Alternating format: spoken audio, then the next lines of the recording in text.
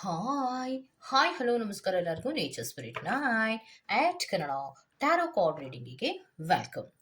ಇವತ್ತು ನಾನು ತಗೋತಾ ಇರುವಂತಹ ರೀಡಿಂಗ್ ಯಾವುದಪ್ಪ ಅಂದರೆ, ಈಗ ಆಲ್ರೆಡಿ ನೀವು ಥಂಬ್ನೈನಲ್ಲಿ ನೋಡಿರ್ತೀರ. ಇಷ್ಟು ಬೇಗ ನಾನು ನಿನಗೆ ಬೇಡವಾದ್ನ, ನನ್ನ ನೆನಪು ನಿನಗೆ ಕಾಡ್ತಾನೇ ಇಲ್ವಾ, ಈ ತರಹದ ಪ್ರಶ್ನೆಗಳನ್ನು ನಿಮ್ಮ ಪರ್ಸನ್ ಹತ್ರ ಕೇಳಬೇಕು ಅಂತ ನೀವು ಅಂದ್ಕೊಂಡಿರ್ತೀರ. Male or female. ಆದರೆ ಅವರು ನಿಮ್ಮ ಜೊತೆ ಮಾತಾಡ್ತಾರಲ್ಲ, ಬ್ರೇಕಪ್ಪಲ್ಲಿರ್ಬೋದು, ನೋ ಕಮ್ಯುನಿಕೇಷನ್ಸಲ್ಲಿ ಇರ್ಬೋದು, ಅಥವಾ ನಿಮ್ಮ ಫೋನನ್ನು ಬ್ಲಾಕ್ ಮಾಡಿರ್ಬೋದು. ಆದರೆ ನಿಮ್ಮ ಹೃದಯ ಇದೊಂದು ಪ್ರಶ್ನೆಯನ್ನು ನಾನು ಕೇಳಲೇಬೇಕು ನನ್ನ ಪರ್ಸನ್ನಿಗೆ ಅನ್ನುವಂತಹ ಮನಸ್ಥಿತಿಯಲ್ಲಿ ಇರುತ್ತೆ. ಅಂತಹ ವ್ಯಕ್ತಿಗಳಿಗೆ ನಾನು ಈ ರೀಡಿಂಗನ್ನು ಮಾಡ್ತಾ ಇದ್ದೀನಿ. ಯೂನಿವರ್ಸ್ನಲ್ಲಿ ಈ ತರಹದ ಸಿಚುವೇಶನ್ಗಳಲ್ಲಿ ಯಾರ್ಯಾರಿದ್ದೀರೋ ಅವರೆಲ್ಲರೂ ಕೂಡ ಈ ರೀಡಿಂಗು ನೋಡಬಹುದು, ಇದು ಅನ್ವಯ ಆಗತ್ತೆ.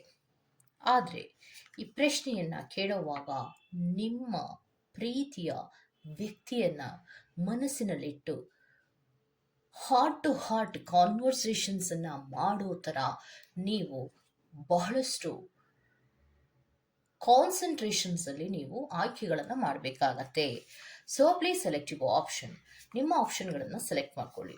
ಓಕೆ, ಸೊ ನಂಬರ್ 1, ನಂಬರ್ 2 ಅನ್ನುವಂತಹ ಆಪ್ಷನ್ ಬರ್ತಾ ಇದೆ. ನಂಬರ್ 1 ಅನ್ನು ಸೆಲೆಕ್ಟ್ ಮಾಡ್ಕೊಂಡ್ರೆ ಪೈಲ್ ನಂಬರ್ 1, ನಂಬರ್ 2 ಅನ್ನು ಸೆಲೆಕ್ಟ್ ಮಾಡ್ಕೊಂಡ್ರೆ ಪೈಲ್ ನಂಬರ್ 2 ಆಗಿರುತ್ತೆ. ಆಯ್ಕೆಯನ್ನು ಮಾಡ್ಕೊಳ್ವಾಗ ಆಸ್ ಯೂಶುವಲ್ ಆಗಿ ಬಹಳ ಕಾನ್ಸಂಟ್ರೇಷನ್ ಇಂದ ಆಯ್ಕೆಯನ್ನು ಮಾಡ್ಕೊಳ್ಳಿ. ಓಕೆನಾ? ಸೊ ಇದೆಲ್ಲವೂ ಕೂಡ ಇನ್ಶೂಟಲ್ ಆಗಿರೋದ್ರಿಂದ ರೆಸೋನೇಟ್ ಆದರೆ ಮಾತ್ರ ತಗೊಳ್ಳಿ. ಹಾಗೆಯೇ ಸ್ಕ್ರೀನ್ ಮೇಲೆ ಕಾಣ್ತಾ ಇರುವಂತಹ ಒಂದು ನಂಬರ್, ಅದು ಪರ್ಸನಲ್ ರೀಡಿಂಗಿನ ನಂಬರ್ ಆಗಿರುತ್ತೆ. ಯಾರಿಗೆಲ್ಲ ಪರ್ಸನಲ್ ರೀಡಿಂಗಿನ ಅವಶ್ಯಕತೆ ಇದೆಯೋ ಅವರೆಲ್ಲರೂ ಕೂಡ ವಾಟ್ಸಪ್ ಮೆಸೇಜ್ ಅನ್ನು ಮಾಡೋದ್ರ ಮೂಲಕ ಪೇ ಮಾಡಿ ನಿಮ್ಮ ರೀಡಿಂಗ್ಸ್ಗಳನ್ನು ನೀವು ತಗೋಬಹುದು. ಸೊ ಹಾಗಿದ್ರೆ ನೀವು ಕೇಳಬೇಕಾಗಿರುವಂತಹ ಪ್ರಶ್ನೆ ಏನು? ಇಷ್ಟು ಬೇಗ ನಾನು ನಿಮಗೆ ಬೇಡವಾದ್ನ ಅನ್ನುವಂತಹ ಪ್ರಶ್ನೆಗೆ ಉತ್ತರ ಫೈಲ್ ನಂಬರ್ 1 ಅವರಿಗೆ ನಿಮ್ಮ ಪರ್ಸನ್ ಏನಾಗಿ ಕೊಡ್ತಾರೆ ಅನ್ನೋದನ್ನ ನೋಡೋಣ. ಸೊ ಇಷ್ಟು ಬೇಗ ನಾನು ನಿಮಗೆ ಬೇಡವಾದ್ನ ಅನ್ನುವಂತಹ ನಿಮ್ಮಲ್ಲಿರುವಂತಹ ಪ್ರಶ್ನೆಗೆ ನಿಮ್ಮ ಪರ್ಸನ್ ಕೊಡುವಂತಹ ಉತ್ತರ interested in you, blooming romance, flirting, want to date. So ಇಷ್ಟು ಬೇಗ ನಾನು ನಿನಗೆ ಬೇಡವಾದ್ನ ಅನ್ನುವಂತಹ ಪ್ರಶ್ನೆಗೆ ಉತ್ತರ ಆ ರೀತಿ ಏನು ಅನ್ಕೋಬೇಡ, ಇನ್ನೂ ನನಗೆ ನಿನ್ನ ಮೇಲೆ ಪ್ರೀತಿ ಇದೆ, ಇಂಟ್ರೆಸ್ಟ್ ಇದೆ, ಯಾಕೆ ಹಂಗೆ ಅನ್ಕೋತಾ ಇದೆಯಾ ಅನ್ನುವಂತಹ ಒಂದು ಕಾರ್ಡನ್ನು ಕೊಟ್ಟಿದ್ದಾರೆ ನೋಡಿ.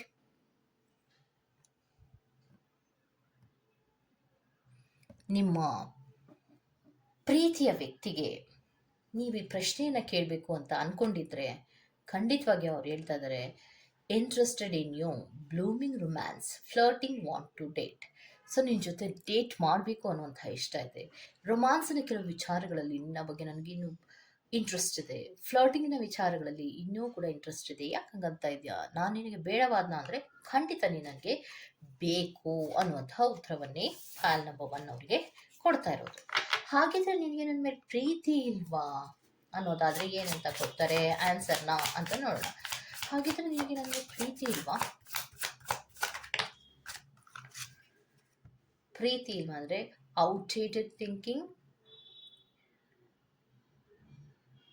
ಸೊ ಔಟ್ಡೇಟೆಡ್ ಥಿಂಕಿಂಗನ್ನು ಮಾಡಬೇಡ. ಇದೇನಿದು ಹೊಸದಾಗಿ ಶುರು ಮಾಡ್ಕೊಂಡಿದೆಯಲ್ಲ. ಸೊ ಔಟ್ಡೇಟೆಡ್ ಥಿಂಕಿಂಗನ್ನು ಅಂದರೆ ಬೇಡದ ವಿಚಾರಗಳ ಬಗ್ಗೆ ನೀನು ಮಾತಾಡಕ್ಕೆ ಹೋಗ್ಬೇಡ ಅಥವಾ ಯೋಚನೆಯನ್ನು ಮಾಡಕ್ಕೆ ಹೋಗ್ಬೇಡ. ಎಲ್ಲವೂ ಕೂಡ ರಿಪೀಟ್ ಆಗತ್ತೆ. ರಿಪೀಟ್ ಆಗಬೇಕು ಅಂದರೆ ಬೇಡದ ವಿಚಾರಗಳಿಗೆ ನೀನು ಆಲೋಚನೆ ಮಾಡೋದನ್ನ ಬಿಡು. ಮತ್ತೆ ಸೊ ಬೌಂಡ್ರೀಸ್ ಅಂಡ್ ಹರ್ಟ್ ಅಂದರೆ ಬೌಂಡ್ರೀಸನ್ನು ನೀನು ಏನು ಇತ್ತೀಚಿನ ದಿನಗಳಲ್ಲಿ ಪ್ರೀತಿಯ ವಿಚಾರದಲ್ಲಿ ಆಗ್ತಾ ಇದೆಯೋ ಅದು ನನಗೆ ಹರ್ಟ್ ಆಗ್ತಾ ಇದೆ. ಅವಾಯ್ಡಿಂಗ್ ಕಾನ್ವರ್ಸೇಷನ್ಸ್ಗಳನ್ನು ಅವಾಯ್ಡ್ ಮಾಡ್ತಾ ಇದೆಯಲ್ಲ, ಅದು ನನಗೆ ತುಂಬ ಬೇಜಾರಾಗ್ತಾ ಇದೆ. ಯಾವುದನ್ನು ಕೂಡ ಕರೆಕ್ಟಾಗಿ ಡೀಲ್ ಮಾಡ್ಕೊಳ್ಳೋಕ್ಕೆ ಆಗೋದಿಲ್ಲ. ಸೊ ನನಗೆ ಅದಕ್ಕೋಸ್ಕರ ಅಪ್ಸೆಟ್ ಆಗ್ತಾ ಇದೆ. ಅಂದರೆ ನಿಮ್ಮಲ್ಲಿರುವಂತಹ ಪ್ರಶ್ನೆ ಏನು? ಮೊದಲ ಪ್ರಶ್ನೆ ಏನು? ನಾನು ಇಷ್ಟು ಬೇಗ ನಿನಗೆ ಬೇಡವಾದ್ನ ಅನ್ನುವಂತಹ ನಿಮ್ಮ ಹೃದಯದ ಪ್ರಶ್ನೆಗೆ ಉತ್ತರ ಪರ್ಸನ್ ಹೇಳ್ತಾ ಇರೋದು ಆ ಥರ ಏನೂ ಇಲ್ಲ, ಹೌದು ನೀನು ನನಗೆ ಬೇಕು ಅಂತಲೇ ಹೇಳ್ತಾ ಇದ್ದಾರೆ. ಮತ್ತೆ ನಿನಗೆ ನನ್ನಲ್ಲಿ ಪ್ರೀತಿ ಇಲ್ವಾ ಅನ್ನೋದಾದರೆ ನೀನು ಇಲ್ಲ ಸಲ್ಲದ ಪ್ರಶ್ನೆಗಳನ್ನು ಕೇಳಬೇಡ.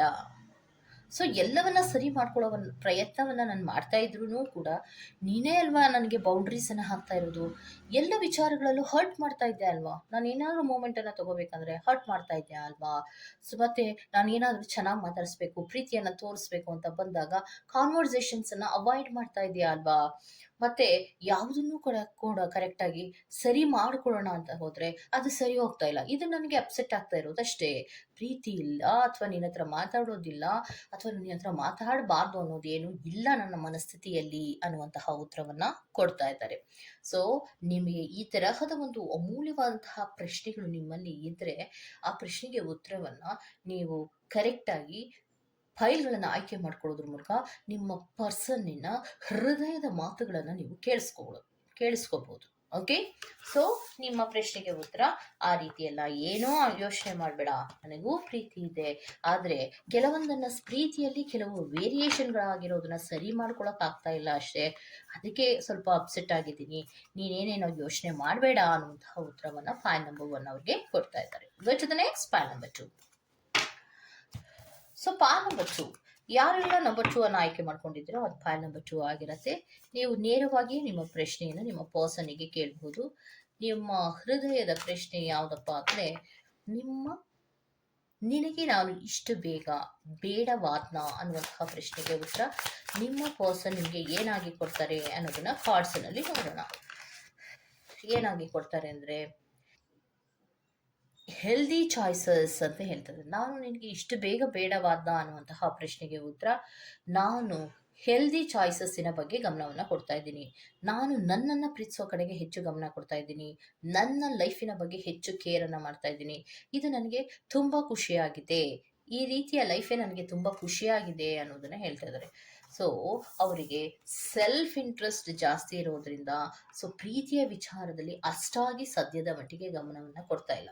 ನೀವು ಹೇಳುವಂತಹ ಅಥವಾ ನಿಮ್ಮ ಹೃದಯದ ಪ್ರಶ್ನೆಗೆ ಉತ್ತರ ಸದ್ಯಕ್ಕೆ ನನ್ನನ್ನು ನಾನು ಗಮನ ಕೊಟ್ಕೋತೀನಿ, ಆಮೇಲೆ ಬೇರೆದನ್ನ ಗಮನಿಸಿದ್ರಾಯ್ತು, ಸದ್ಯಕ್ಕೆ ನನಗೆ ನನ್ನ ಹ್ಯಾಪಿಯೇ ಮುಖ್ಯ, ನನ್ನ ಸಂತೋಷವೇ ಮುಖ್ಯ, ಅದು ನನ್ನ ಹೆಲ್ದಿ ಚಾಯ್ಸ್ ಆಗಿರುತ್ತೆ, ಸದ್ಯಕ್ಕೆ ಏನು ಬೇಡ ಅನ್ನುವಂಥ ಮನಸ್ಥಿತಿಗಳಲ್ಲಿ ಇರ್ತಾರೆ. ಹಾಗಿದ್ರೆ ನನ್ನ ಮೇಲೆ ನಿನಗೆ ಪ್ರೀತಿ ಇಲ್ವಾ ಅನ್ನುವಂತಹ ಪ್ರಶ್ನೆಗೆ ಉತ್ತರ ಏನಾಗಿ ಕೊಡ್ತಾರೆ ಸ್ಪಿರಿಟ್ಸ್?